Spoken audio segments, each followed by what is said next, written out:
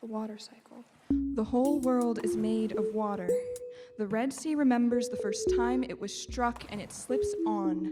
There is wetness in everyone's handshakes. Whirlpools gather and grind within my folds on days when it rains. Hold someone's palm to your cheek and let their past slip into your skin. They call this the water cycle. We call this magic. Oceans don't get stuck on the debris that litters their sacred grounds. Remove your shoes before entering. But they still must make way for the tiny traumas that pebble their toes. You cannot hear it, but there is pain in the process of currents. You cannot move around or away from something without a certain amount of loss. You cannot hear it, but there's pain in the process of currents, and this is because the ocean knows this best, has been practicing repression for centuries.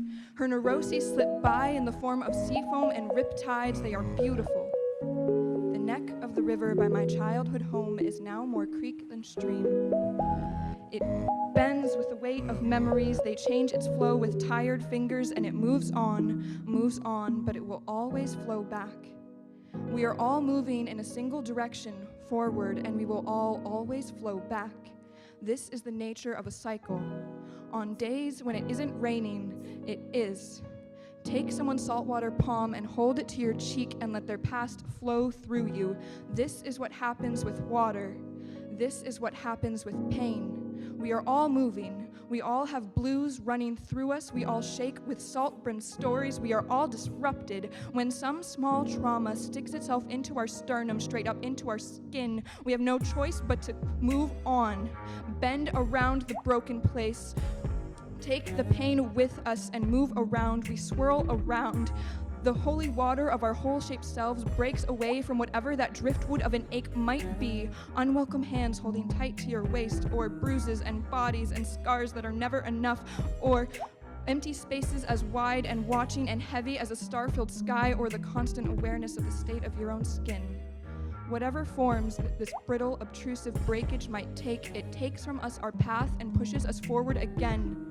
We bless it as we pass and move forward again, away, away. It is impossible to move away without some small amount of pain, and it is impossible to leave behind for good. Water never leaves anything behind for good. From the smallest shell shards on the edge of a coastline, to your lips as you wash your face the morning after, to your breath as you breathe out a million different sorries in punched purple silent 6 a.m. air, to the just as large and looming mountains that break the backs of ocean waves, each and every molecule will press itself against and leave and come back once more. Step close, step near, hold, step away. Return, return, return. This is the nature of the water cycle. On a day when it isn't raining, it is. Take all the brine in your depths and hold them in your palms and pray.